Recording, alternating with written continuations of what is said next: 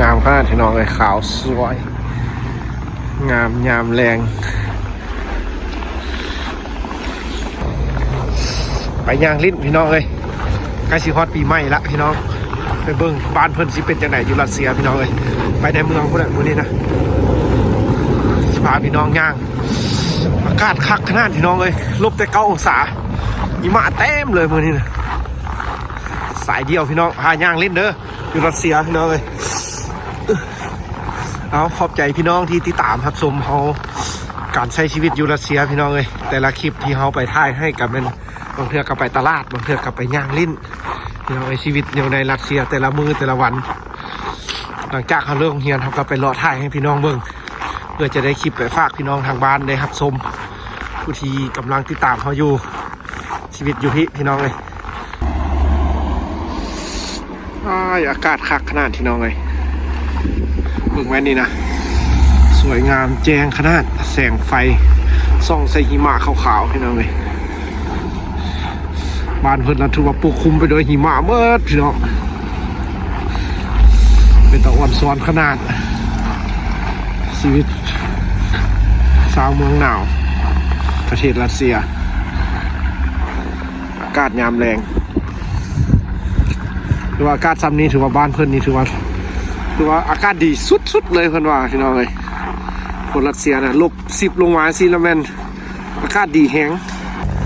ถือว่าอากาศคักพี่น้องเลยคักแท้มื้อนี้นะเดี๋ยวไปย่างพี่น้องเลยเบิ่งความงามบ้านเพิ่นกับบรรยากาศหนาวๆพี่น้องเลยคนลาวมาอาศัยอยู่บ้านเพิ่นพี่น้องเลยหิมะปกคลุม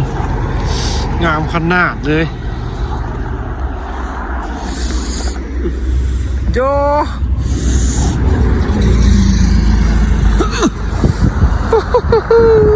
คักใส่งามขนาดเพียงกันจิ๊บทะเลทรายน้องเลย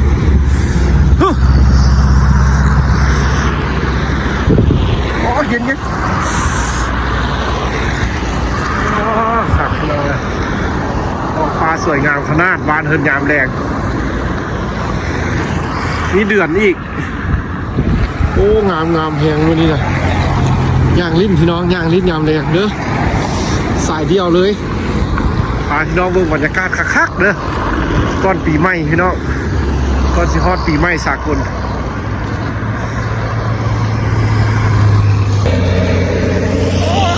คักพี่น้องสมย่างมาอยู่พี่น้องบ่หนาวแดดแล้วก็อากาศก็ดีแฮงมื้อนี้นะไปย่างพี่น้องย่างลิ้นคักบรรยากาศเดี๋ยวจะขึ้นไปโนนนี้พี่น้องโนนนี้ดูเบื้องหันสิเป็นจังได๋คักเว้ยเบิ่งมุมสูงโอ้ยไผบ่ได้มาย่างลิ้นมื้อนี้คือว่าพลาดพี่น้องเลยฟ้างามอีหลีอากาศบนหนาวอีกพี่น้องเลยนี่รัสเซียเฮ้ยของโหดตัวนี้นะพี่น้องเอ้ยรถตัวนี้มาอนามัยหิมะออกเลยแปลวไฟวิลาซน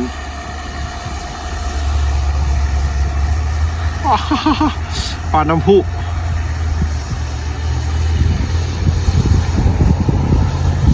บนนางลิ้นของเขาเจ้าพี่น้องเอ้ยวิวงามๆเลย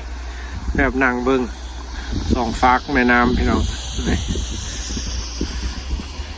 แบบแคมป์ของบ้านเขาเลยขนาดปกคลุมด้วยหิมะนะครับดินแดนหนาวโอ้ให้ขึ้นก็มานั่งลิ้นได้นี่อย่างนั้นคือยังบ่มีให้ไปนั่งรัสเซียยามแรงก่อนสิฮอดปีใหม่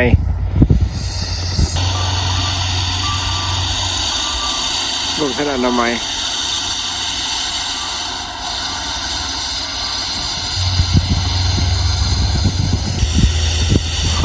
จะบ่เห็นรถแม่ปัดอนามัยเลยบ่อนที่อันประชาชนมาไว้ ผู้ที่เสียสละบรรพบุรุษแปลไฟนั้นถือว่าผู้มีมือดับเลยพี่น้องความหนาเพื่อนเอาต้องว่า10 เซนเท่านั้น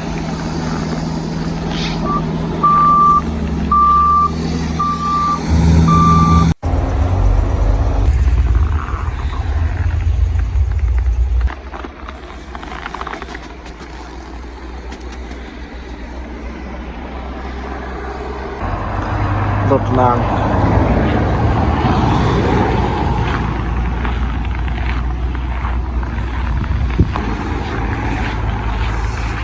ของคนเมืองหนาวพี่น้องเลยอ๋อหาวกาดยาขนาดพี่น้องแนวนี้นะคือว่าสวยงามวิลีในอากาศแบบมันโบหนาวแล้วเขาก็มาย่างลิ้นได้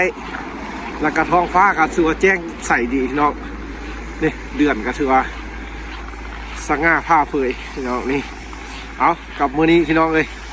กับคนลาวที่ใช้ชีวิตอยู่รัสเซียเด้อเอาสิเลาะทายให้พี่น้องเบิ่งในเมืองของรัสเซียไป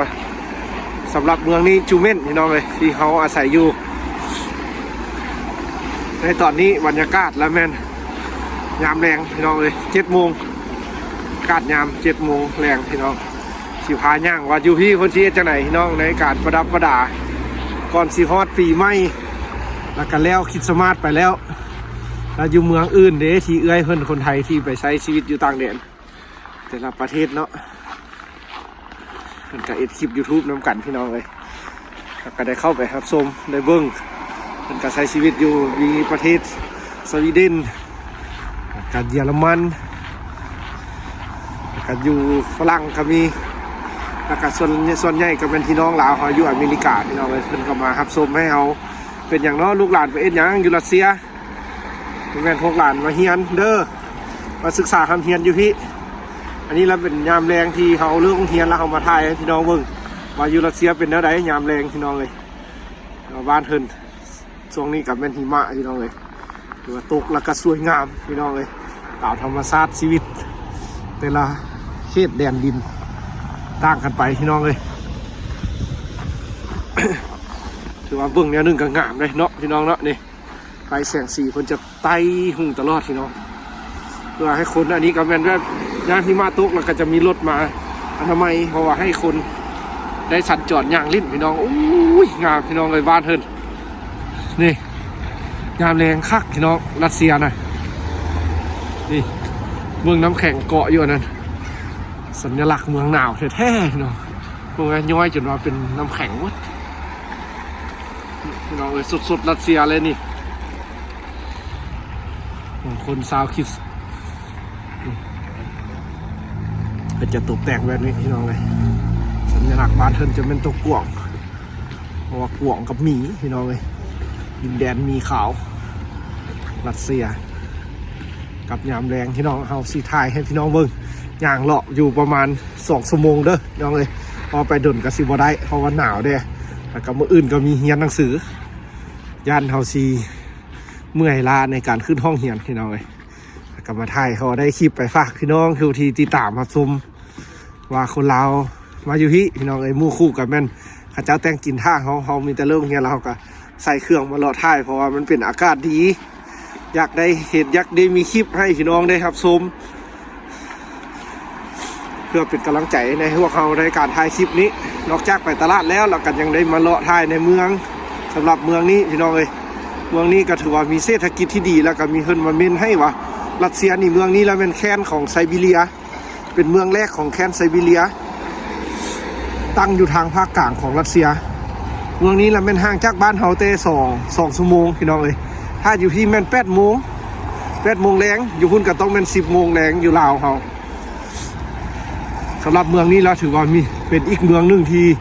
มีเศรษฐกิจที่ดีพี่น้องครับก็ได้เว้าไปหลายคลิปแล้วว่าเมืองนี้เห็นเศรษฐกิจที่ดีแท้ๆอาจารย์เพิ่นก็ได้บอกให้วิชาที่เขาไปเรียนนะวิชาเศรษฐกิจหั่นว่าเมืองนี้แล้วแม่นอันดับที่ติดแล้วแม่นน้ำมันพี่น้องเลยน้ำมันกับก๊าซสำหรับเมืองนี้แล้วแม่นน้ำมันทึกพี่น้องเลยปั๊มน้ำมันนี่ทึกเบิ่งรถรางที่เพิ่นยังบ่ทันอันเลิกงานนะมันจะปกคลุมด้วยหิมะเพราะว่าหิมะตกในช่วงที่เขากำลังเรียนหนังสืออยู่ครับเขาก็บ่ได้มาถ่ายแล้วคือได้หิมะเศร้า แล้วก็เขาก็ได้ออกมาถ่ายพอดีได้บรรยากาศงามๆยามแรงสิเลยเป็นรัสเซียโดยตรงเลยพี่น้องเลยสำหรับเมืองนี้เด้อนี่ขอบใจพี่น้องที่รับชมเป็นกำลังใจให้เราเด้อกดไลค์กดแชร์คลิปเมืองหนาว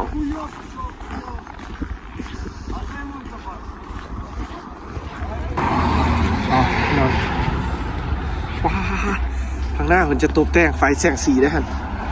นี่เอกลักษณ์เมืองหนาวพี่น้องเงินสารมันก็จะเป็นสิละเพราะว่าแต่ในรถเมย์พี่น้องรถเมย์เขาก็ตกแต่งคิดนะพี่น้องชาวคริสเตียนมันก็จะตกแต่งแบบนี้พี่น้องเลยเอาสำหรับเมืองนี้เด้อปักเป็นห่วงเป็นใยขอให้มีความสุขในวันปีใหม่เด้อหาเงินให้ได้หลายๆกลับไปใช้ชีวิตอยู่บ้านเขาโอ้งามด้วยพี่น้องนี่แหละบรรยากาศที่ยักษ์พามาพี่น้องเลยสมกับวิ่งหาเวลาแล่นพี่น้องเลยนี่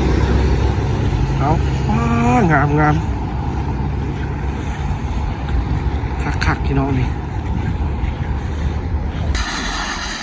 มันก็สิมีรถอนามัยจังสิแหละพี่น้องตลอดเลยอันที่มาตกแล้วมันก็สิอนามัย